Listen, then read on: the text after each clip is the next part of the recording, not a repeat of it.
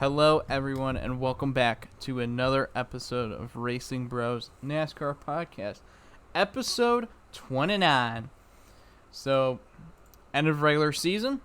Now we're playoff racing. So, how are you guys doing today? Brian, how you doing? Good, man. How are you? Not bad. That was a weird it was like almost a pleasurable but it wasn't really. It's just all sadness, especially when I get down here. I'm kidding. But yeah, just so personal wise, I don't know if I should really even get into this. So, just saw my parents for the first time in like a week or so, cuz dealing with some COVID issues in my household. I don't have it. My girlfriend does, unfortunately. So that's unfortunate. So we've been quarantining and stuff, and trying to get better. I don't have any symptoms. She has like mild, so just trying to get over it. But yeah, I just saw him like through a window, like waved like a prisoner. I'm like hello, but that was nice to see. But yeah, just trying to deal with some personal issues and COVID stuff that's still going on. The usual stuff like that. But Brian, anything exciting in your personal life like that? I guess exciting is a word to use. Not really. I mean, I'm gonna get to go out during Labor Day, which is nice. Yeah, see, I have to be inside. I mean, if you want to call it fun or exciting, my chair broke today, which is... Oh no! Do you want your other broken chair back? No, it's all right. Appreciate it though. What happened to it? I don't know. I woke up this morning and I was getting ready to go sit down in it, and it felt off. So I went and I looked at it, and one of the bars popped off apparently while I was moving it. Oh no! Yeah. So now it's leaning. Yeah, it's great. Just sit in your rig, True. Yeah. I don't know why I don't just do that. Or you can just give it to your old friend pal Zach. Just kidding. If you had room. I'll make room. We're moving the bed. We're only sleep on a couch. I need a rig room, Diamond. Sorry, this is for the rig only. I'll just put it. I'll put it in the corner over here. I'll just move my whole. Yeah, it's just right next to the bed. It would be like a real race car, just super tight in. But yeah, the bed will be my roll bar. Is essentially what we're going with. But a race happened that we have to talk about. That's what we're here for. So now we shall talk about said race, Daytona. Last race of the regular season, so now we're in playoffs.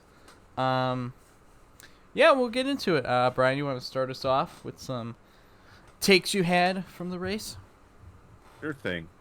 So first thing I had was actually that this is kind of goes further down the line, but pushes seem to really be a factor in this race, not just solo runs, which was very, very nice to say the least. Yeah, it seemed like, especially with this package, like lowering the horsepower, it seemed like all the cars were like more bunched up together, and like you really had to like shove or like be shoved, or you're just gonna get shoved like anyhow with how close these cars were together. So I kind of noticed that on TV.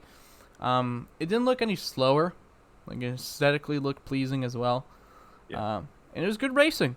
A little, before we get into the ratings, but it was really good racing, man. Yeah, for sure. So there really wasn't much that happened until the final stage.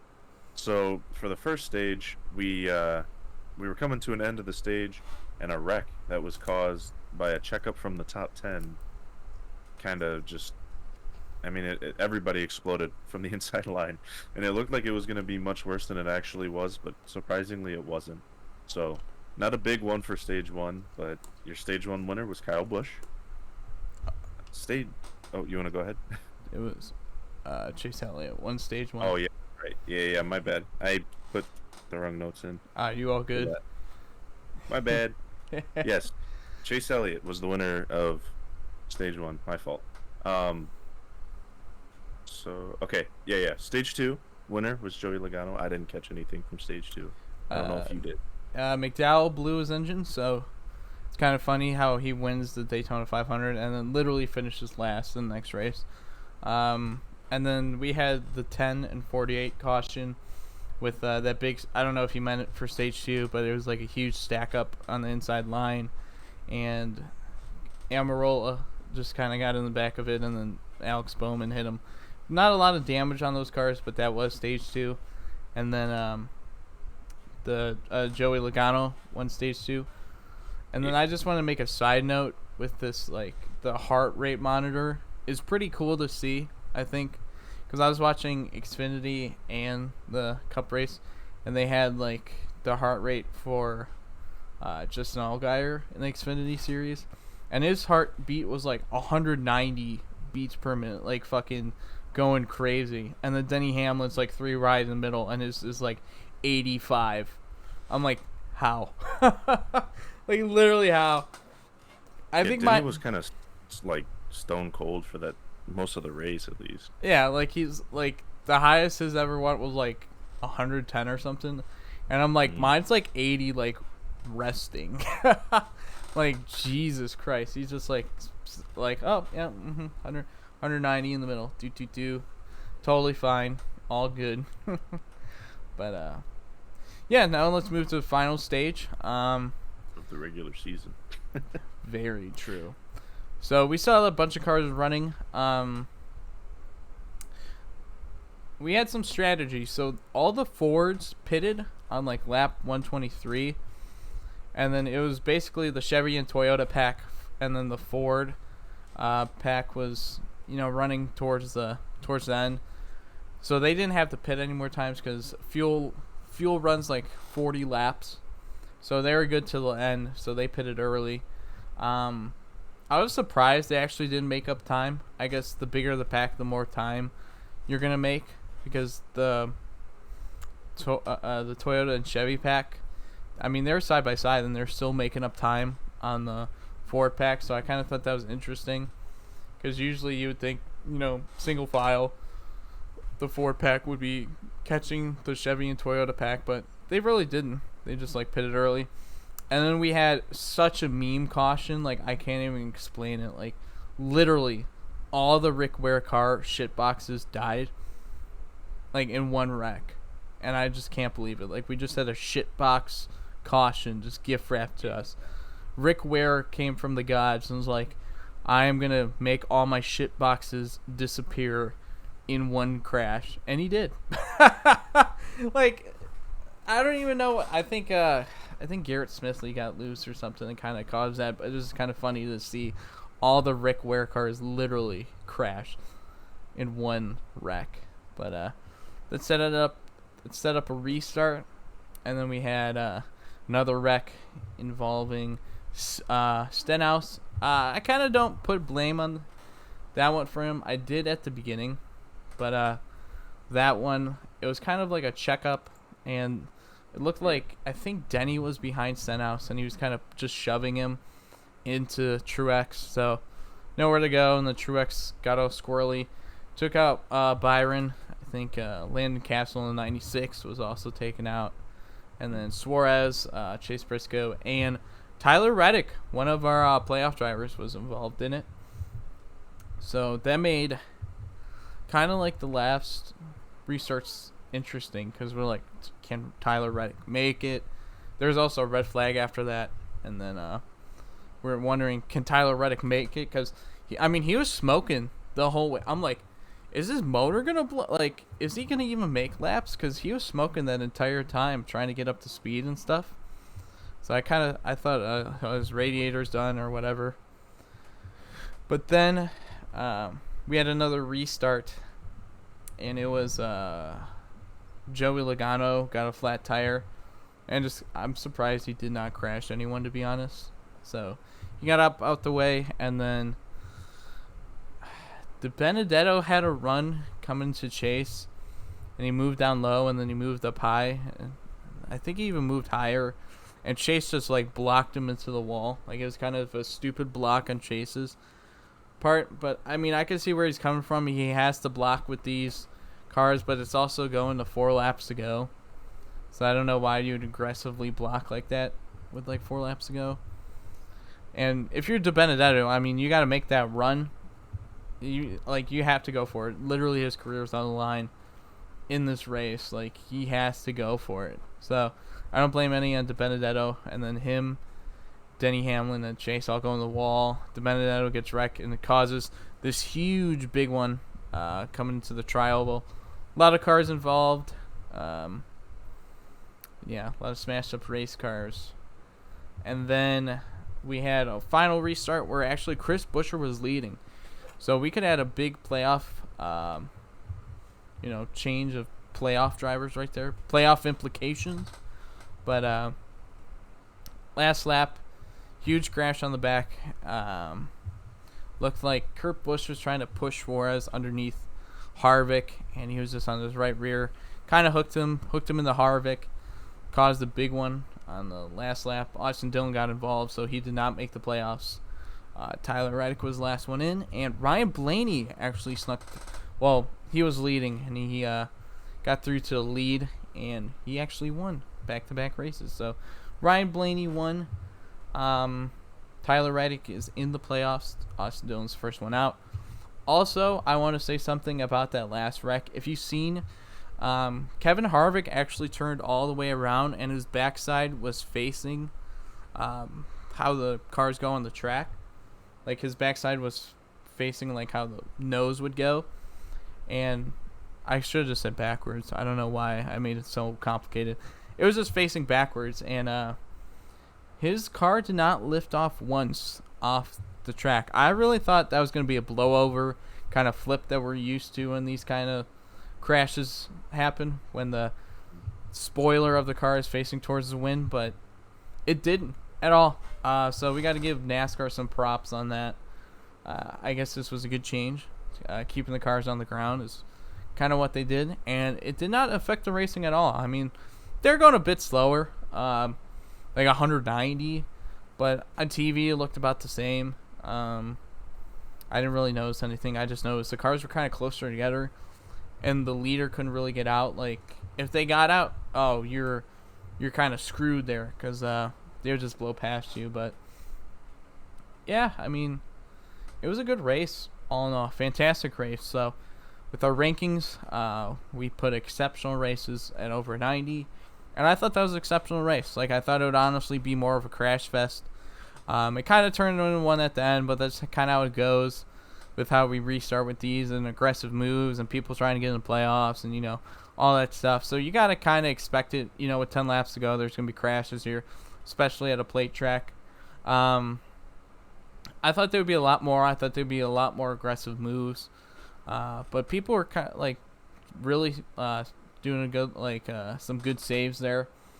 So kept them straight. Till the last 20 laps, but we got some green flag racing in there. So I'm going to rate it a 92. I honestly think that was one of the better races, or even the best race this season.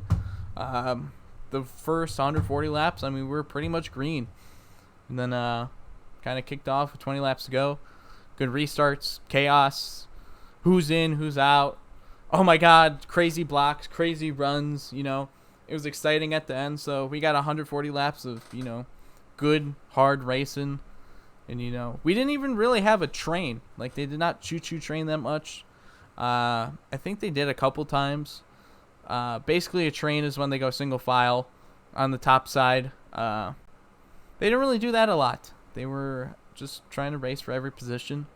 So they were just racing hard for 140 laps and no real big cautions. So we're clean through that. And then the last 20 laps, if you don't really like kind of shit-showy chaos stuff, it was not for you. But I personally don't mind it really at the play tracks, especially if we have 140 laps of just green. It was kind of opposite of Daytona. The 500, we had a crash on lap 12, and then it was train racing, the 140 laps, and then, we had the big one at the end.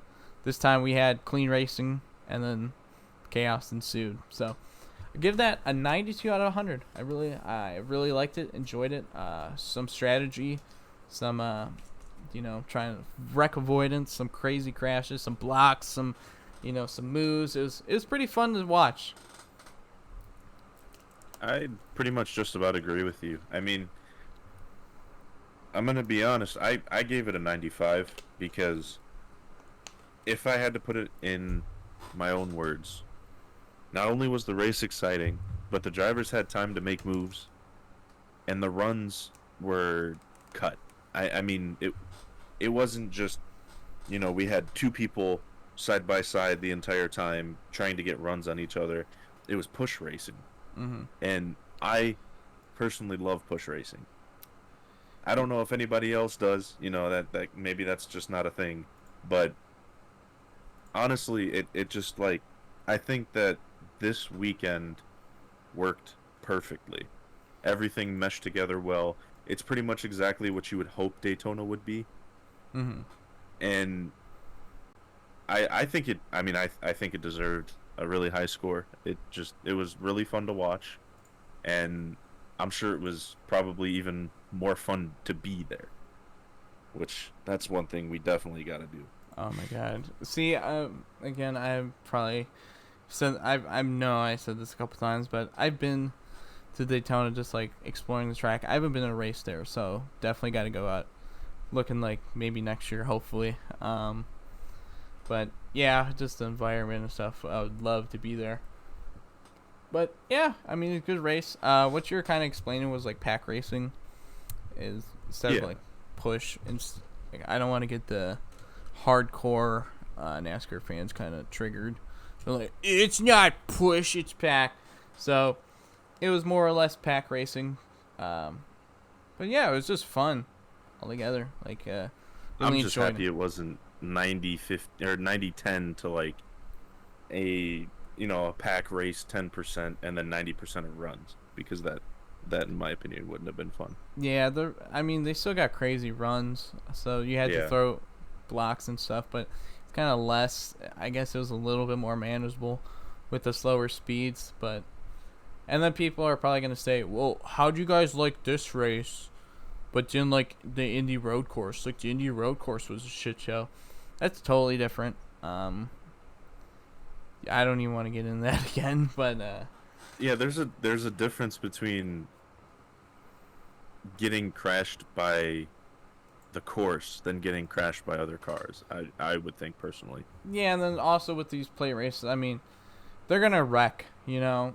Especially how they drive now. It's just they're gonna wreck, so you kind of gotta go, expect it, that they're gonna wreck. So yeah, it's a pretty good race. Now we're gonna move on to some news. So, kind of different than what we usually do. Usually go over that, but it kind of flows better, I would say. So we had some news over the weekend. If you're under a rock and just getting your news now, I don't know what to do with you, to be honest. So, as you guys mostly heard, that Kurt Busch officially joins 2311 Racing next year. He's going to drive the number 45 Monster Toyota. Charter and stuff not announced so far and all that, so they'll find a charter somewhere. But yeah, Kurt Busch is going to bring back the old 45. Kyle Petty actually gave him their blessing. Denny Hamlin kind of asked him about it, so that was pretty cool, especially Kyle Petty letting him use it. So that's cool. Then some other news that we heard, JTG Dougherty Racing is going to downsize to one car next year. Kind of expected it because the 37 was running as an open car. And then after some other news items, I'll kind of go into the charter system and stuff if you guys don't understand. But JTG Dougherty Racing is going to downsize to one car. So it'll only be the 47 instead of the 37 as well. I just noticed, I don't know if you guys are watching on YouTube, but if you do, like, I just noticed the 37 and the 47 are right next to each other. Like, crashing while I'm talking about them downsizing the one. So it's like kind of ironic, I guess. That like literally we're like, oh, they're downsizing their team, and literally they're wrecking in the photo I picked. Like, damn. And then Starcom sells charter to undisclosed team. The expected team is Spire, actually. So they might actually have 2 charter teams. We're not sure. They might lease it out. We're not sure what they do with the charter, but it hasn't been officially announced, but it is highly expected that Spire is the buyer of the Starcom charter. And then some other rumors kind of like going about Front Row Motorsports, who won the Daytona 500 this year, is expected to share or like give their charters to 2311. So the plan that I've heard, or the rumors are, the 2311 is going to take 1 charter for Kurt Busch next year, and then they're going to lease out their FRM's charter to another team. That's kind of what I've heard the plan. Or even Front Row Motorsports are going to just run that 1 charter with McDowell next year, but we'll see how that turns out. So I'm saying a lot of words here. So charter, you're like, what the fuck is that? Okay, so I'm gonna try to explain this as well as I can to people who do not know, because there might be people that don't know like what the fuck a charter is. Like, what am I saying? What are these things that these people are selling? So a charter is this was brought in like 2015 or so. So a charter is basically you buy like a fake piece of something to be locked into the race. So if you're a charter team, which like the most big teams are and stuff, if you're a charter team, you're basically locked in the race no matter what. So there's 36 locked entries in every race. So if let's say there's no like qualifying or something, or it's rained out, those 36 teams are going to be locked in the race no matter what. They're going to get the most prize money and stuff like that. If you're an open car, so there's 4 open spots. So there's 40 cars allowed in the NASCAR Cup Series field. There's 36 lock entries. So the 4 open cars is basically you can run as an open car. If there's no qualifying or practice or something, or there's more than 40 cars that show up to the race, you could potentially get knocked out the race and not be able to race if you're an open car. Also, open cars get less money than the charter teams, so you're kind of just losing money at that point if you're an open car. Some of the smaller teams will run open cars, like as we said, JTG Doherty, the 37 car, has run as an open car this year. So they have been getting less payouts than charter teams. The reason why all cars don't have the charter is because charters are expensive and hard to get. There's so many new teams this year. 2311 is trying to get another charter for Kurt Busch. Trackhouse had to buy Chip Ganassi Racing to get charters for their team. So you really want a charter, and it's especially a bargaining chip as well. If you need to sell your team for whatever reason, you get a payout of something instead of just leaving with nothing basically. So it has some benefits. Other people do not like it. You just kind of gotta fall whichever side. I don't know. It's just, there's ups and downs to it if you really want to get in it. But that's the basic talk of a charter. It's just basically a lock-in system and a bargaining chip for some teams, So it has ups and downs, but that's basically what the basics of a charter is. There is 36 of them, and we usually run 40 car fields, so there's always gonna be 4 open teams that will run. So now you know what charters are. Now we're gonna go into playoff talk. Looking for my water, get some drink. So playoff talk. Who's in? Who's out? So we know basically who is in. I should pull up like an actual thing. So I have this on a piece of paper because I gotta write it and make a graph. But we got all the like people that you know, like Kyle Larson, Blaney, Truex, Kyle Busch, Chase Elliott, Bowman, Hamlin, Byron, Logano, Keselowski, Kurt Busch, Christopher Bell, McDowell, Almirola, Reddick was the final spot in, and Harvick is officially the last seed in the playoffs. Harvick is the last seed because he does not have the most bonus points, so he is technically the last seed in the playoffs, which I did not think I would be talking about. Like when I made playoff predictions in February. Yeah, we'll get into that as well. But yeah, that's who's in the playoffs right now. So we're gonna make a graph and stuff so you see our official championship picks and stuff, and we'll tweet that out or put it on Instagram before the Southern 500.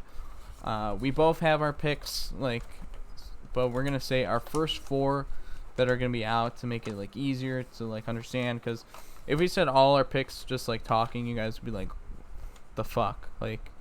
So we're gonna say our first four out for the round of 16, and then we'll post our official graph and stuff on social media if you guys are curious or want to go back. But yeah, the first four I have out for the round of 16 is I have Christopher Bell, Michael McDowell, Brad Keselowski, and Tyler Reddick as my first four out of the playoffs. Kind of a hot take, but I mean, then again, we don't really know what Brad's gonna do the rest of the year. So I think Brad is essentially delegated to the third Penske car. I think he's kind of like running R&D kind of for like for Logano and Blaney, because like, I mean, why would you put resources into someone who's gonna be like on the forward side? I know it doesn't really help, but like, who's gonna be on the forward side of teams, but it's gonna be leaving your team? Like, they're obviously gonna get the worst car. Christopher Bell's been really hot and cold this year. He's kind of like warmed up in the summer, so kind of a hot-ish take with Christopher Bell being there. But I mean, I just don't trust him as much, especially with this being his first playoffs. I think maybe, one of the races something's gonna happen. And then McDowell, pretty easy, like first round exit pick. Cinderella story the whole year. He won the Daytona 500, but's been running 20th about the whole season. So I think he's gonna be another one out. And then I know Tyler Reddick's been kind of hot this year, but I just don't think Tyler Reddick has enough playoff points to kind of make up that gap. So he's gonna have to really run well, which he could. I wouldn't be surprised at Darlington that if he ran really well, which we will be making picks for Darlington. We could pick anyone, but it'd probably mostly be a playoff driver. No dark horses. We're just gonna pick some drivers to win the playoffs and stuff, and kind of tally up the points to see who would get the championship. I mean, Brian got the regular season, so this is just for fun, some funsies. But yeah, I think Christopher Bell, Michael McDowell, Brad Keselowski, and Tyler Reddick is my first four out of the playoffs. Yeah, I mean, that's pretty close to mine. I ended up choosing Christopher Bell, Michael McDowell, Eric Almirola, and Tyler Reddick as mine. I mean, we've kind of seen how pretty much everybody but Christopher Bell was riding the whole year. They were kind of just riding to save their butts, just to make sure that, if somebody else wins, we can still be in. Mm-hmm. I think that there's definitely a chance that Tyler Reddick could outscore somebody and maybe make it in or like squeeze by. Mm-hmm. But the odds of Kevin Harvick just completely giving up is fairly low in my opinion. Yeah, like. So, Mm-hmm. go ahead. I was just gonna say, like, I know Kevin Harvick's the last seed on the playoffs, but I trust him more with that veteran leadership. It's also the reason why I put Almirola over Brad is because SHR is not going to have that big of disadvantage because all these tracks in this round are all 750 horsepower tracks. So we know SHR has struggled with the 550 package, but this is all 750. So I think that kind of plays to their strengths because, I mean, Almirola won on the 750 track this year. Right. He was also strong at Richmond. Kevin Harvick actually led some laps at Darlington. So I think SHR is going to be really strong this round. This will probably be their strongest round, to be honest, with the 750 horsepower package. And then I don't trust Christopher Bell's kind of he's been inconsistent this year, and then he has no playoff experience. Same with Reddick. I just think RCR doesn't overall have the speed with the playoff guys. He could. McDowell, just Cinderella story. Don't really expect him to get out. And just Brad's just had a terrible year. I mean, he's been awful. So, and especially now with him officially moving on to Roush next year, I don't think they're going to really put that much resources into Keselowski. I just think they'd rather put their best stuff in Logano and Blaney. Yeah, I get where you're coming from. I just think that if there's any time for Brad to really turn things up, it's now. Show yourself for. Technically, it's your own seat next year, but I mean, prove that you want to win rather than just, I'm gonna sit back. I already know where I'm going next year. Like, you made the choice. It's not like Penske wanted to get rid of you, Yeah, I don't think it's really. He's just sitting back. It's just he is one of the worst crew chiefs, and plus I just don't think he's getting the same equipment as Blaney and Logano.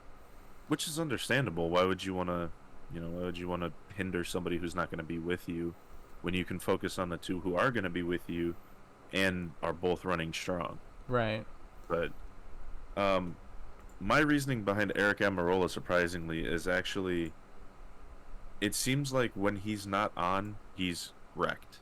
Or he'll just be back of the pack. Sure, 750, he could be up there, but it's nothing against the guy. It's just it seems like something's gonna be off, and he might not make it this year. Right. Yeah, which is, he's been off the entire year, so. Yep. Now should we go over our original bold takes and playoff predictions? Yeah. So I think so. Original playoffs was basically the same, except for the last three. I had who did I have? Let me look at this page. I had Bubba Wallace, Matt DiBenedetto, and Chase Briscoe making the playoffs. So I was 13 for 16, which isn't terrible. Just my last three was kind of eh. So I had that as my original playoff field. And then I had some terrible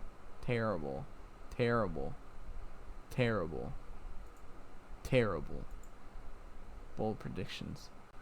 I picked, I have my original Final Four here, and it's just so funny that one of the drivers I said would be in the Final Four in February, I have getting knocked out in round one. My original Final Four was Keselowski, Chase Elliott, Logano, and Kyle Busch. And then I picked Kyle Busch as the champion. Which could be, he could be a sleeper.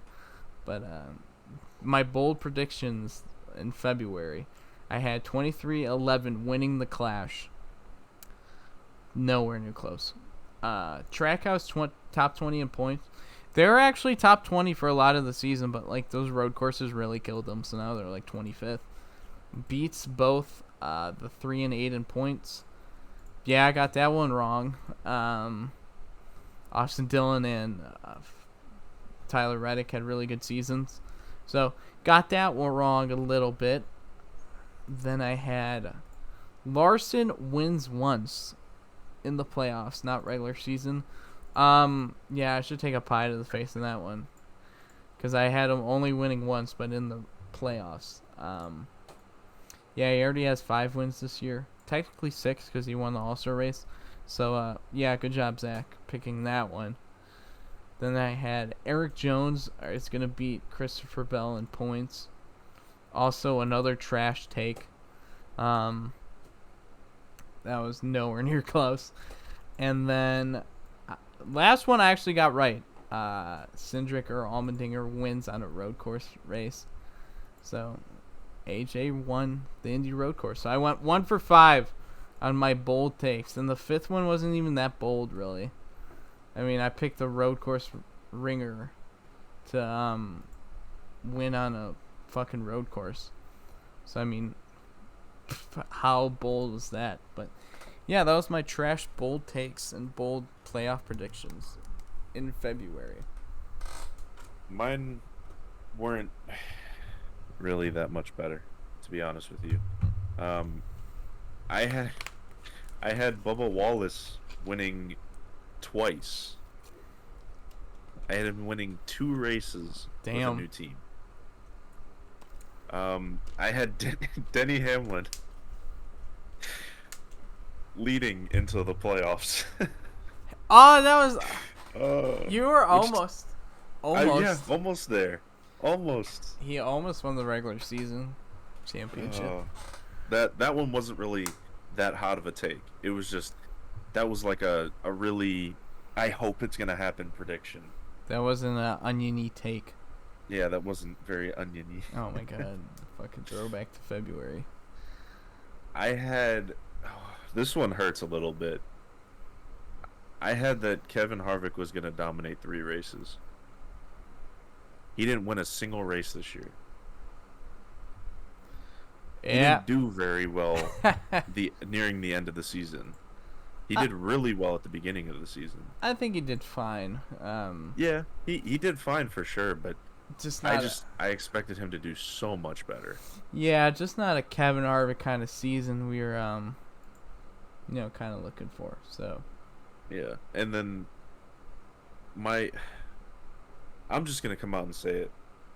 My winners are 2 people I'm not even close to confident about anymore. Quinn Houff. My two winners were Brad Keselowski and Kevin Harvick. Oh wow! I was gonna have them as pretty much the 2 fighting for the championship this year. Oh dang! And now I'm pretty sure on my new list, I don't really even have them going that far. I think I have them getting to the round of 12, and then. Oh man. Man, we were. What the hell did we know in February? Yeah. Oh, man. Well, that's why we made him February. Right? I had Kyle Larson as a round of 8 exit. I mean, he could be. He could be, but man. Yeah, that'd be pretty. Nobody really saw that coming. That would be pretty wild if he did. To be honest, but I mean, he very well could. You never know. But I will say, going over my picks, I did a fantastic job. I got 1 wrong, and that was Bubba Wallace. So Bubba Wallace was actually my replacement for Michael McDowell. So that's I also had Bubba Wallace going to the round of 12, but Ooh. Yeah. So I mean, 15 to 16, not bad. Mm-hmm. Hot takes didn't get close, but yeah. Hey, that's why they're called hot takes. Some of them happen, some of them not. So what we found out in February is we have no idea what we're talking about. So don't listen to us. But now we're gonna move on to questions. Now questions are gonna be who makes it the round of 12. I mean we just said that. So It's just like everyone but who we said that were first 4 out. I don't know why I put that question. Like, what a waste of a question, previous Zach. It's just awful. Like, what are you doing? Then we have question 2. Kurt Busch, way too early expectations of him next year. I think I'm going to go a little conservative right now. Way too early expectations. It's totally going to change when we preview next season, but we have no idea what the next gen car is going to do. I say that he gets 2 wins and gets to like round of 12 with a newer team. I say that's what I think his early expectations. I think he has a good year, kind of like a Ganassi-esque year, but he gets 2 wins. I say that, and round of 12 exit. But I mean, who the fuck knows? You know, like it's September of this current year still. So we have no idea how the car's gonna run, and what they're gonna change over there. So that's the way too early expectations of Kurt Busch for next year. To be honest, where I'm kind of at with Kurt Busch is more on the side of I think him and Bubba next year will show the true potential of what 2311 has. Mm-hmm. And I mean, Kurt Busch, we already know he's a good driver. Right. Bubba Wallace is, I would argue Bubba Wallace should have been on the edge of playoffs this year, but I mean, he started off really, really weak. I mean, he had some crashes. If you want to get really technical, he was technically on the edge because he finished second at Daytona instead of first, so he was technically 1 position away from the playoffs. If you really want to get down to it. Yeah.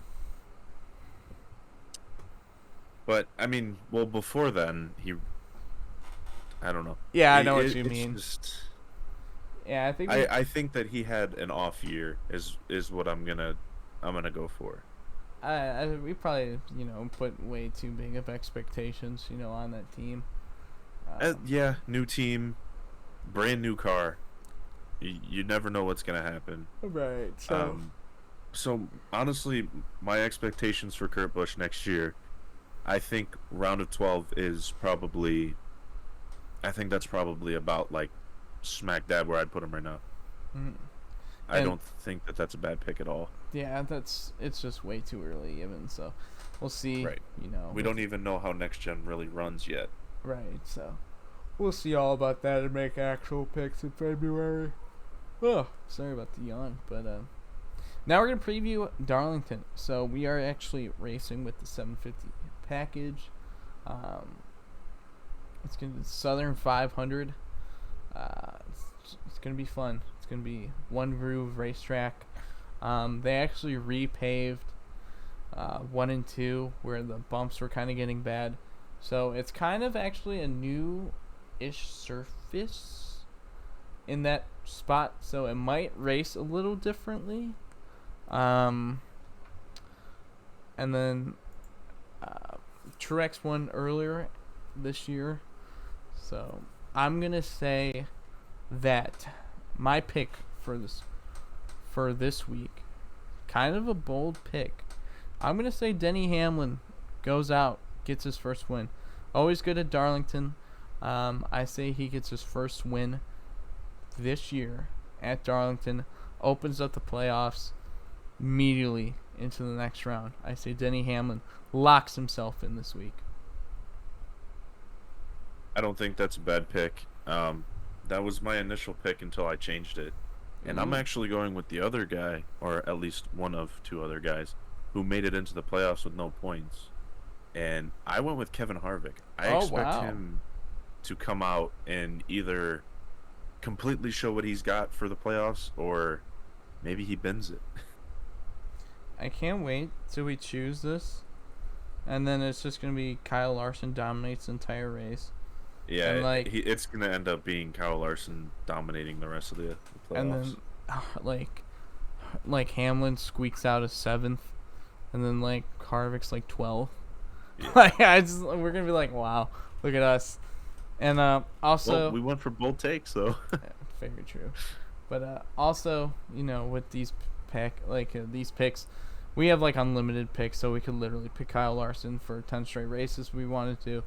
But yeah, we're gonna make it fun. So yeah, that's the podcast. Thank you guys for listening as always. Thank you Instacart for partnering with us as well. If you guys click on the link in the bottom of the episode or on our bios on social media, take you right over to the link and you can start Instacart. It's easy. You just pick the grocery items you want. Just pick them and then someone will drop off you those said items in about an hour or so, give or take, usually within the hour. So quick, easy. Don't even have to get up the couch. Don't have to stop sim racing or even podcasting. I mean, you could order it and just keep on going and then they deliver it to your door. So how easy is that? You can get started with the link below. So we want to thank them again for partnering with us, and thank you guys for listening to another podcast. This is our first playoff race, so should be fun. Labor Day weekend. It's gonna be cool weekend, and then we'll post all our playoff prediction picks before the race. So make sure you guys check out for that, and we'll see you guys next Wednesday. Take care.